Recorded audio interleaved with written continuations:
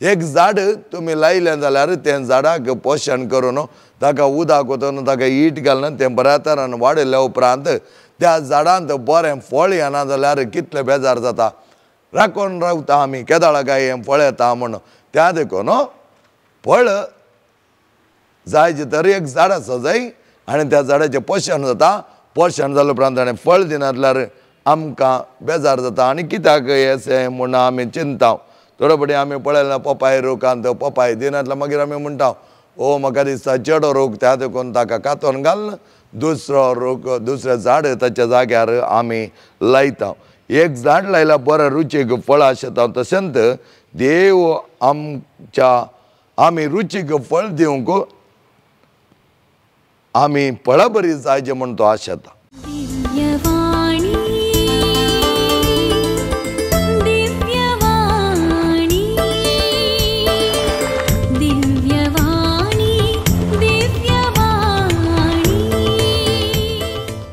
Praise the Lord, hallelujah.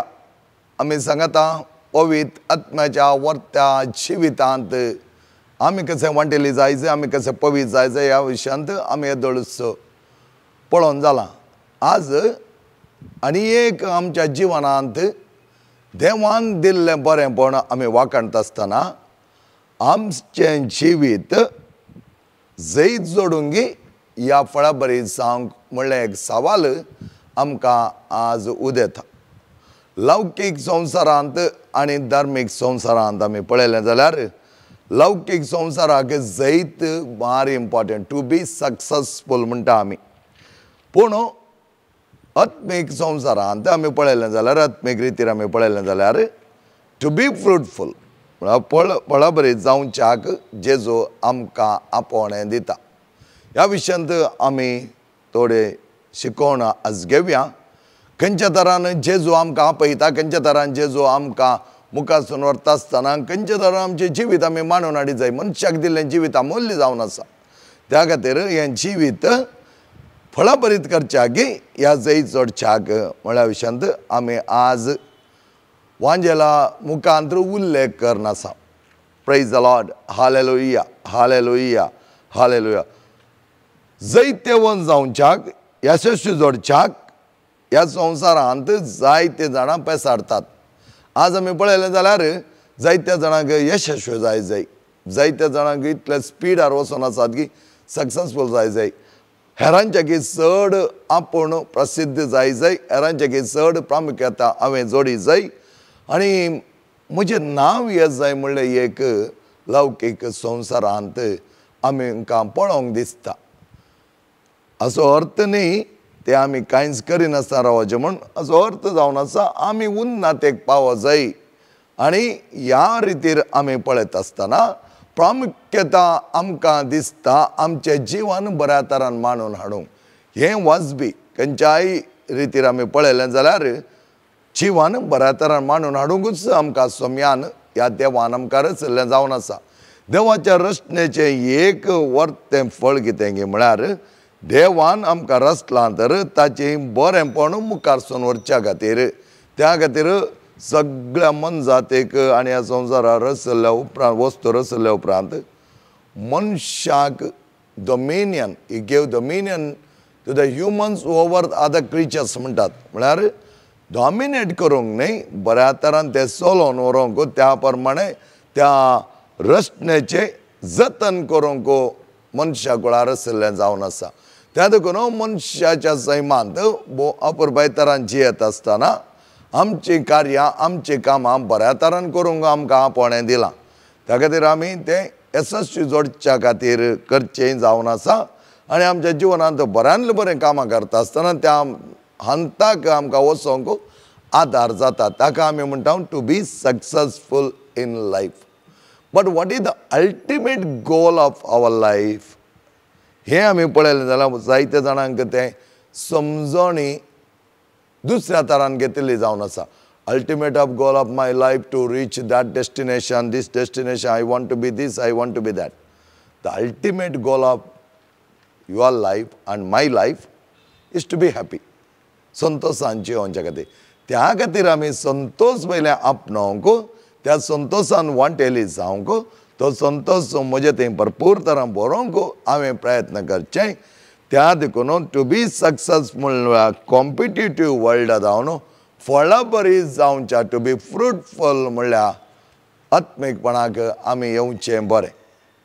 To be fruitful म्हणटा आसतना जुआंव सुवांजल 15 अध्याय 1 ते 8 वळींत आमकां जायतें पळोवंक मेळटा. आनी ह्या विशयांत जेजू म्हणटा हांव दाखवाल तुमी पांटे. आनी जेजू हें म्हणटा आसतना ताच्या शिसा कडेन तो उलयता.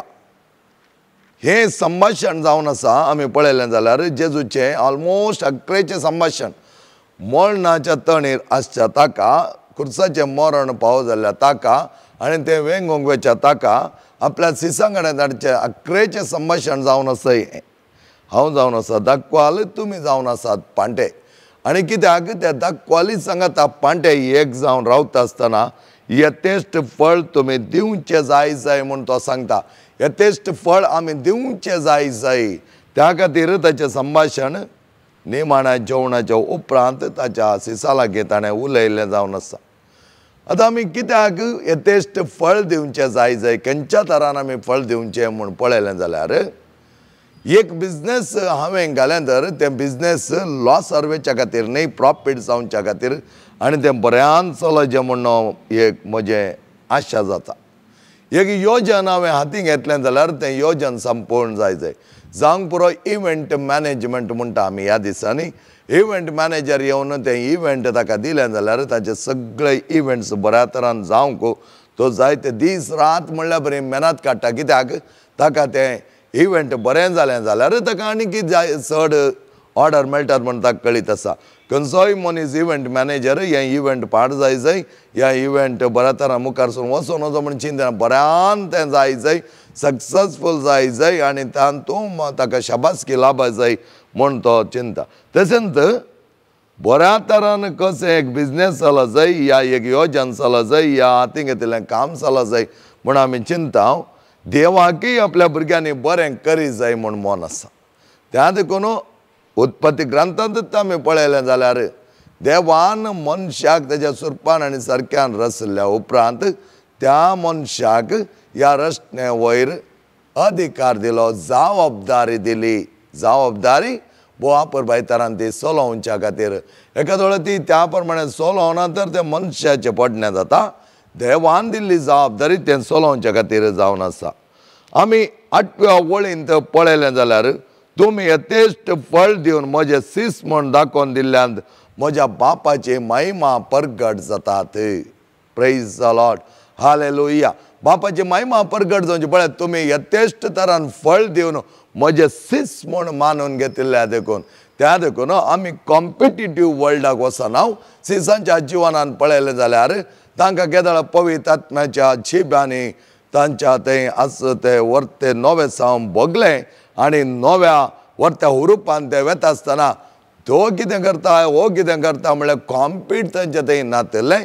ताच्या बदलाक हर एकल्याच्या मोतींत आसलें देवाचो वर्तो संदेश आमी लोकांक पासार करी जाय तें बरें बरें जेजूच्या नांवांत आमी करी जाय. आनी हें तांणी केल्लें जावन आसा. त्या देखून ते सक्सेसफूल जावंक पळोवना, एकामेका वयर दबाव घालूंक ताणें पळोवना, ताच्याकी चड हांवें करी जाय म्हूण पळोवना. ह्या दिसांनी आमच्या जिवनांत कितें बगता की म्हळ्यार ताच्याकी चड म्हाका जाय, ताणें काणयल्याच्या बरें घर हांवें घाणें जाय, हाणें घाणयल्याच्या बरें कार म्हजें जाय, हाणें घाणयल्याच्या बरें मोबायल म्हजे कडेन आसा जाय.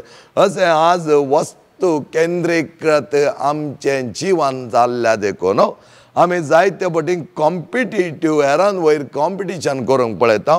ह्या देखून आमची आशा आनीकी वाडटा शिवाय ती संपूर्ण जायना.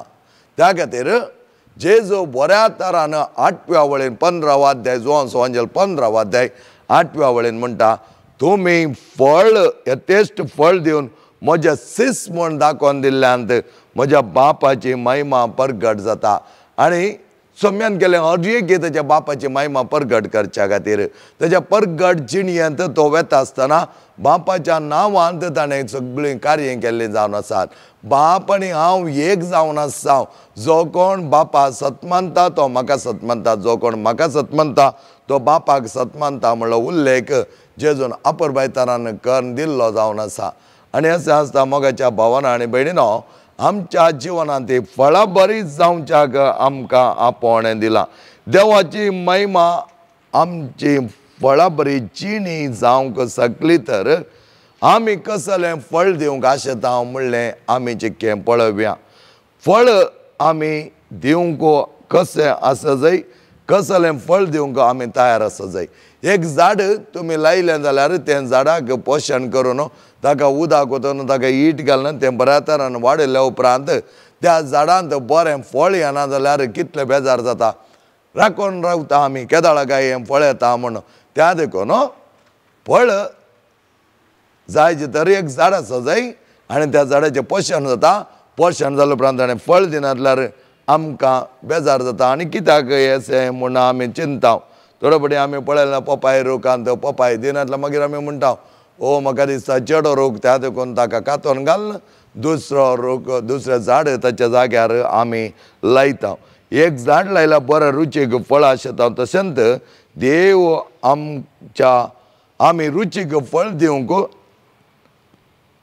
आमी फळां बरी जायचे म्हूण तो आशेता फळां बरी जायचे म्हूण तो आशेता आसतना कसलीं फळां आमी दिवंक शकता गलातिकारांक बरयल्लें पत्र 5 अध्याय 22 ओळ तुमी पळयली जाल्यार फळां बरी जावच्याक आमकां आपोवणें दिलां पवित्र आत्म्याची फळां म्हळ्यार कसलीं फळां न्ही रुखार जावच्या फळां विशयांत आमकां उल्लेख केला शिवाय तसलीं फळां आमी जावच्याक न्ही रुखार जावच्याक न्ही पवित्र आत्म्याची फळां आमी भोगच्या खातीर पवित्र आत्मो येता आसतना ताच्या देण्यांनी आमकां भरतालो ताच्या फळांनी आमचें जिवन सुफळ करतालो आनी सुफळ करता म्हणटा आसतना ती फळां पवित्र आत्म्याची आमचे थंय कसलीं फळां आमी आसता म्हूण आमी विचारलें जाल्यार आमी फळ दिवंक टेस्ट मापाचें फळ दिवंक शकता तर पवित्र आत्म्या सांगता आसून तसलीं फळां आमी घेवंक जाय पवित्र आत्म्याची 12 फळां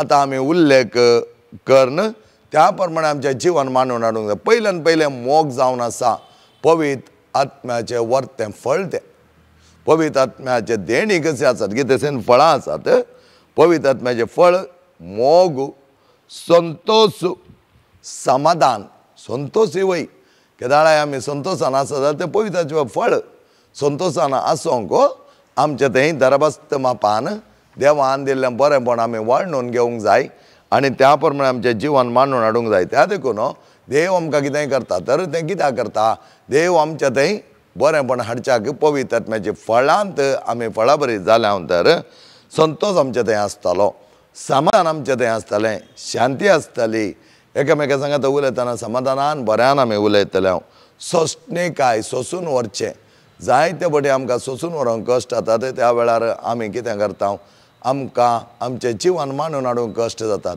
सोंसणेकायेचें वर्तें फळ आमकां भोव गरजेचें सोंसणेकाय आसल्या कडेन केन्नाच टॉलरन्स इज एन्ड्युरन्स म्हणटा आमी सोंसणेकाय आसल्या कडेन जायतें बरेंपण जाता कित्याक कितेंय कोणी कितेंय सांगून दी सोंसणेकाय देखून आमी समाधानान आसता सोंसणेकाय आमी सांबाळल्या देखून कितेंय वायट जावचें आमी रावयता त्याच प्रमाणे दयाळाय बरेंपण विश्वासीपण बरेंपण आनी विश्वासीपण उदारपण आनी सादेपण मनसुगी स्वादमान आनी निश्काळपण मनसुगी आमी सांबाळूंक जाय जायते बऱ्या तरान मनसुगी आमकां सांबाळूंक देव आपोवणें दिता बऱ्या तरान देवान ताच्या सुरपण सारक्यान in his own image and likeness आमकां ताणें रुपीत केल्लें आसा तर त्या प्रमाणे आमच्या कुडीचो मोग आमी करता आसतना ती कूड बऱ्या तरान मनसुगेन आमी सांबाळूंक जाय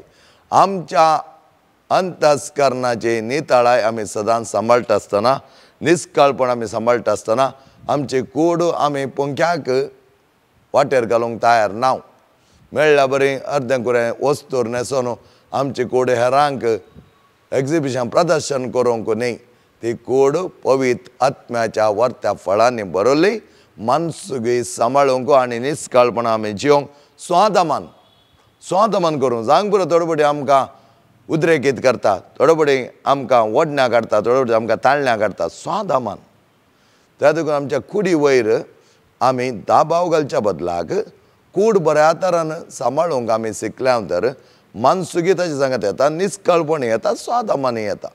तिनी पवित्र आत्म्याची फळां आमी बऱ्या तरान उपयोग करूंक जातात. उदारपण जायत्या जाणांक आमकां उदारपणाचें देणें दिलां. उदार जावच्याक थोड्यांचे इतलें उदारपण आसा की हर एक घडये तांच्या जिवनांत तांणी बरें करनूच आसतात. हर एक घडी तांचे बऱ्यांत आसता. ते उदारपणाचे गूण जावन आसात. आनी उदारपणाचे गूण ते पवित्र आत्म्या, कित्याक म्हळ्यार पवित्र आत्म्यान हर एक लागीं देणी दिवंक जातात, हर एक लागीं फळां दिवंक जातात. ताच्या फळां बरीत जिवनाक जाय जाल्यार बरें पण पवित्र आत्मा हर एक लागीं दिवंक शकता. तर तसो उदारपणाचे गूण आमच्या जिवनांत आमी जियेल्या नंतर आमकांय बरेंपण लाभता आनी हेरांकय बरेंपण आमी दिवंक शकता. त्या खातीर आमी म्हणजे उदारपणाचे गूण, सादेपण, सिंपल, हंबल आनी तेन्ना हर एक लागीं आमच्या जिवनांत अवकाश आसा. हर एक लागीं आमच्या जिवनांत आमी स्वागत करता. जेजून केलें इतलेंच. ताच्या जिवनांत हर एक लागीं जावन तो ल्हान व्हड ग्रेस्त दबलो ताका पातकी या बरो नितळ निर्मळ आसलो, सगळ्यांक ताणें आव्हान दिल्लें, सगळ्यांक ताच्या जिवितांत ताणें भागीदार केल्लें. हर एकलो जेजूच्या जिवनांत वांटेली जावंक ताका अवकाश जेजूनच करून दिल्लो. त्या देखून तो हर एका सांगाता वचून बरसतालो. आनी आमी पळयता बायबलांत ताचे विशयान उल्लेख केलो जाल्यार लोक हरी येता आसतना जेजूक तांचे सुरसुरे बगले. जायत्या जाणांक ताणें गूण केले आनी जायते जाण ताका सतमानूंक लागले. जो कोण सतमानलो, भावार्थान भरलो, तो गुणूय जालो. पळया, सतमानता आसतना भावार्थ चड जाता आसतना ऑटोमॅटिकली गूण जावचे सगत आमचें तें कार्यारुपी जाता. त्या देखून एका धाकटेरान एकल्याचें थायरॉयड ऑपरेशन केल्ल्या एका स्त्रीक अशें म्हणलें की तुज्या जिवनांत 8च्या उपरांत बरें जावचें तुका सोडिल्लें जावन आसा. तूं बरो शांत, हांव बरी जातालीं, म्हजो देव म्हाका बरो करतलो, म्हाका गूण केला म्हूण तूं बऱ्या तरान तुजें जिवन मांडून हाडूंक गेलें जाल्यार जाता तितलो की तुका उलोवंक जातालें. मात्र न्ही आसता तुज्या जिवनांत तुका मुखारसून वचोंक आदार जातालो. एका वेळा तूं म्हजी स्थिती अशी, म्हाका कित्याक अशें जालें म्हणून रडोन विळाप करनासचें जाल्यार तुजी पिडा आनीक चड जाताली, उलबण जाताली. उलोवच्या बदलाक तुजो वॉयस थंय छोक जातालो म्हणा लागलो काय. हाचो अर्थ कितें की म्हळ्यार बऱ्या तरान आमी आमचें जिवन मुखारसून व्हरोंक आमी प्रयत्न करचे. आमी फळां बरी जावच्या प्रयत्न करता आसतना बऱ्या तरांची फळां आमी दिवंक शकतले हांव. देवाची ससाय आमी घेवंक शकतले हांव.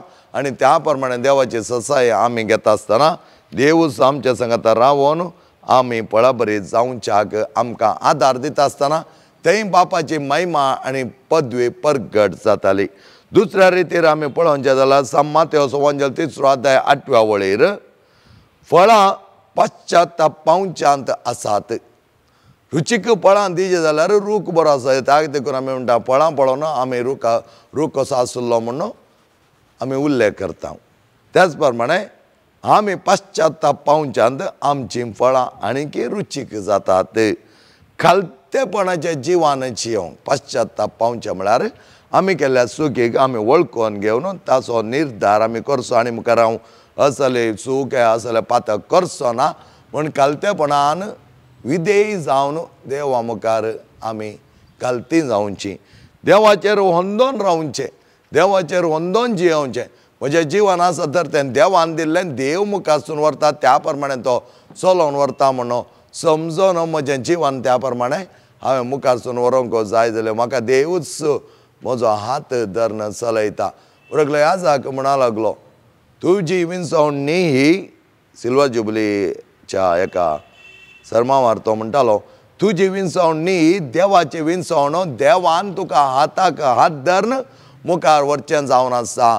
देव तुका चलयतलो, तुजी वाट उक्ती करून ती वाट सुगम जावन तुवें मुखारसून व्हरसोंक देवूच तुका आदार जातालो म्हणा लागलो. वय मोगाच्या भावान आनी बेडिनो, देव आमकां आदार जाता, देव आमकां आदार दिता. देवाचें वर्तेपण आमच्या जिवनांत सदांच भोगूंक तो आमकां फावो करता. तर देवाचेर होंदोन रावचे, देवाचे योजना आमच्या जिवनान फळाभरीत करूंक आमी पेसाडचे, हें चड गरजेचें जावन आसा. फळ जबाबदारेचें खंय आमकां लायलांगी थंय आमी फळाभरीत आनी परमळीक जावच्याक जाय आनी आमी जावच्याक आमकां देवान आपोवणें दिलां.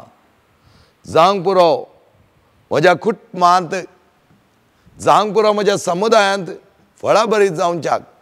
फळाभरीत म्हणटा आसतना हांवें म्हळें जैत जोडच्याक न्ही, येसोसी अपनावंक न्ही, फळाभरीत जावच्याक. फळ रुचीक, फळ परमळीक, त्या प्रमाणे तुजें जिवनच एक फ्रॅग्रन्स करून घेवच्याक. आनी त्या खातीर आमी म्हणटा जबाबदारी घेवच्याक. खंय सकडी आमकां धाडलें थंय सकडी खंयच्या जाग्यार आमी आसां त्या जाग्यार आनीकी नवेसांव हाडच्याक, आनीकी बरेंपण हाडच्याक, थंय आसलो स्वाद आनीकी दोट्टो करच्याक आमी पेसाडी जाय.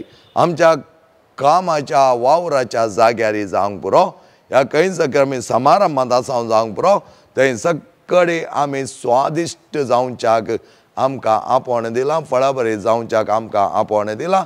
तें फळ आमी यथेश्ट मापान भोगूंक देव आमकां बऱ्या तरान बऱ्या कार्यांक बऱ्या जाग्यांक आमकां आपोवणें दिता. आमी आवय बापूय जावन कुटुंबांत आमच्या भुरग्यांक बरी देख दिवंक जाय. एक आवय बापूय जावन कुटुंबान बरी देख तुवें दिली जाल्यार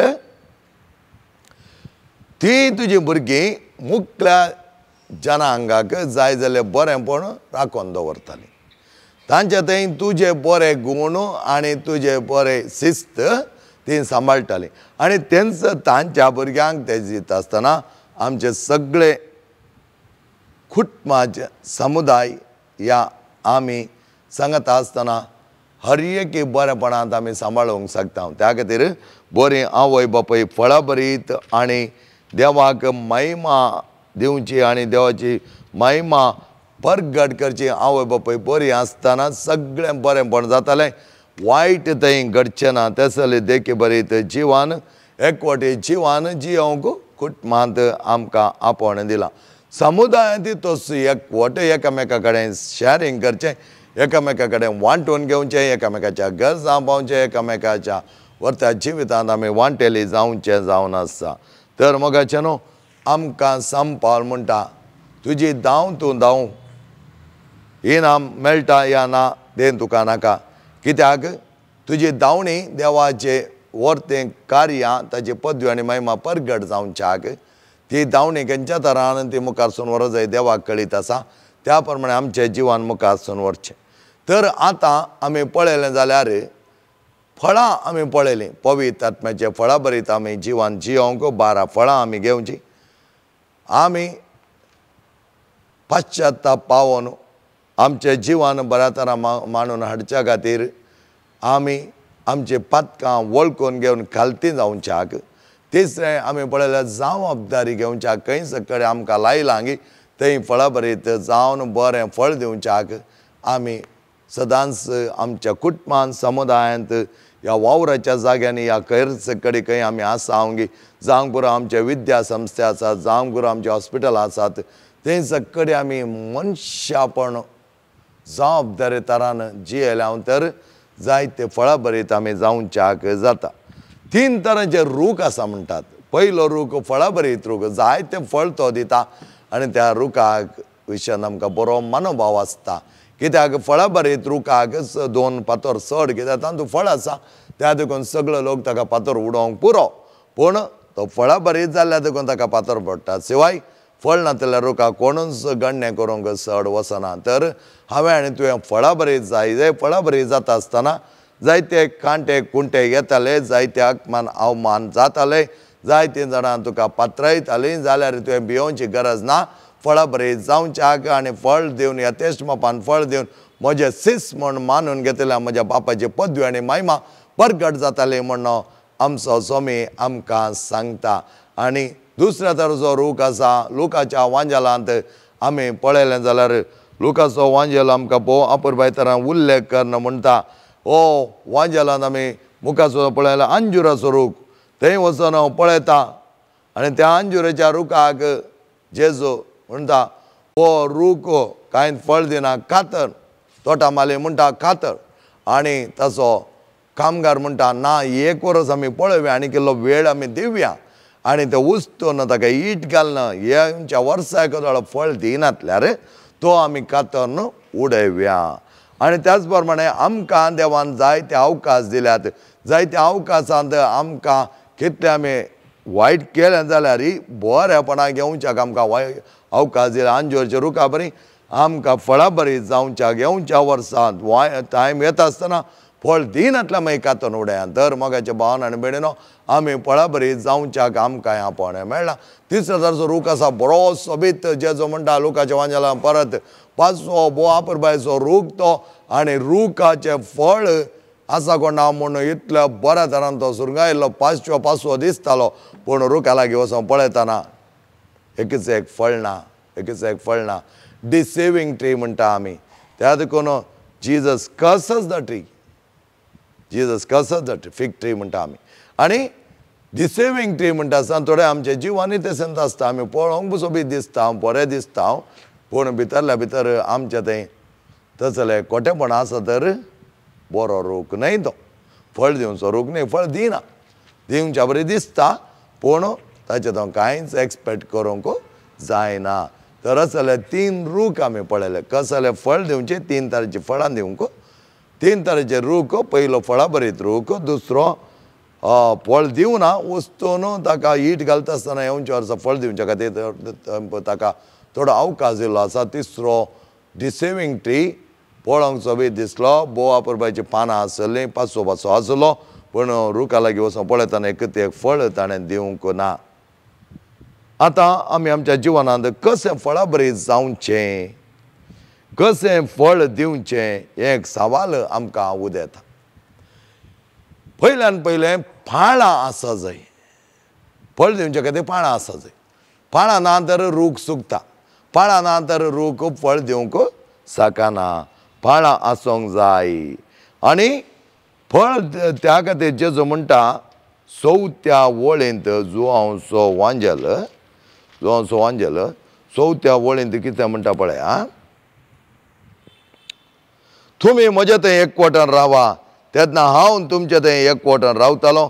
जशें एक पांटो वाली थंय एक जावन रावल्या करीत फळ दिवंक शकना, तशें म्हजे थंय एक जावन रावल्या करीत तुमी फळ दिवंक शकनात.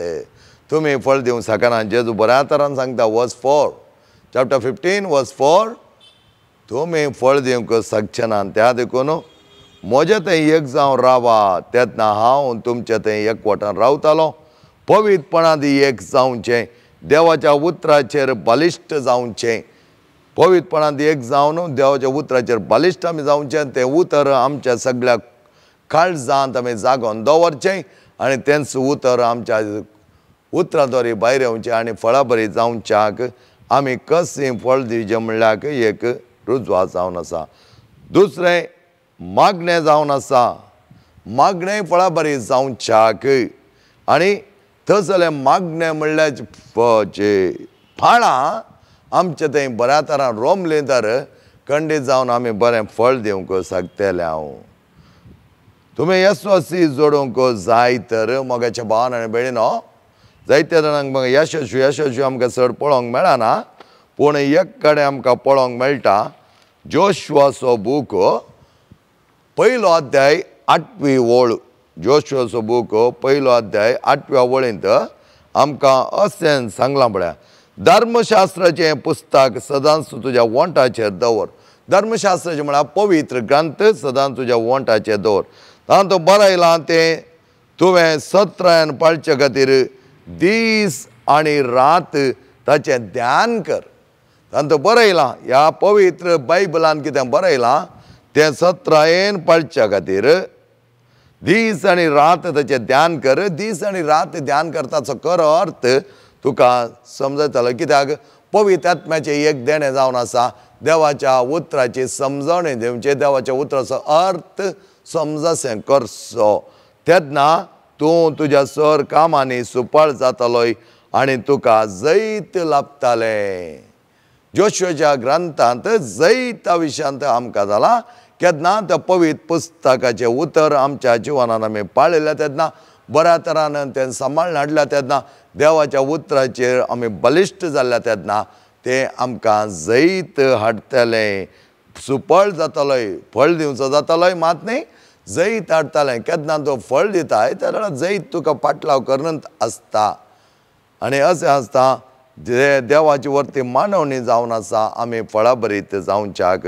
दुसरें आमी पळयलें जाल्यार सवर्ण बेंडचें आमकां हें जुवांच्या वांजेलांत परत फळ दिवच्या खातीर खंयचो तो पांटो फळ दिना ताका सवर्ण बेंडटात. सवर्ण बेंडटा आसतना थोडे बडी कश्ट जावंक पुरो, कित्याक सवर्ण बेंडटा आसतना थोडें दुखता. पांटो सवर्ण बेंडचो कित्याक म्हळ्यार बरें फळ दिवच्या खातीर, यथेश्ट मापाचें फळ दिवच्या खातीर. तुज्या आनी म्हज्या जिवनांत कश्ट येता आसतना, पिडा येता आसतना, वळवळ येता आसतना, तेंतसांव येता आसतना, नानंत ताची विदोळी आमकां अटॅक करता आसतना आमी सवर्ण बेंडिल्ल्या पांट्या बरें जावंक आमकां अवकाश आसा. देवाक लागीं सरोंक आमकां अवकाश आसा. असलें देवान दिल्लें सवर्ण बेंडचें वर्तें देणें. सवर्ण बेंडटा आसतना धनी सवर्ण बेंडटा तुका नाश करच्याक न्हय, तूं यथेश्ट मापान फळ दिवच्या. देव तुका वर्त्या तरान फळ दिवच्या खातीर नानंत तराच्या वाटांनी चलयता जावंक पुरो. देव सांगता वच, देव तुजो हात धरून चलयतलो. Praise the Lord. Hallelujah, hallelujah, hallelujah. आनी अकरेचें कसलें फळ दिवचें, आमी कशीं फळ दिवच्या बरीं जाता, कशीं फळां बरीं जावंक जाता म्हणच्याक नितळ जावचें. वर्स 3 आमी पळयलें जाल्यार आमकां पळोवंक मेळटा. वर्स 3 तुमी जाल्यार हांव तुमचे लागीं उलयलां त्या उतरां मारिपात येदोळीचो बेंडून नितळ केल्ल्या पांट्या बरीं जाल्यात. नितळ केल्ल्या पांट्या बरीं तुमी जाल्यात. देवाच्या उतराचेर आमी होंदोन देवाचें उतर आयकून, देवाचें उतर वाचून, देवाचें उतर परगटणी करून, देवाचें उतर आमच्या जिवनांत आमी बऱ्या तरान जियेल्ले तेन्ना आमी फळां बरीं जाता. आसल्यो नळयो उमटून उडय जाय.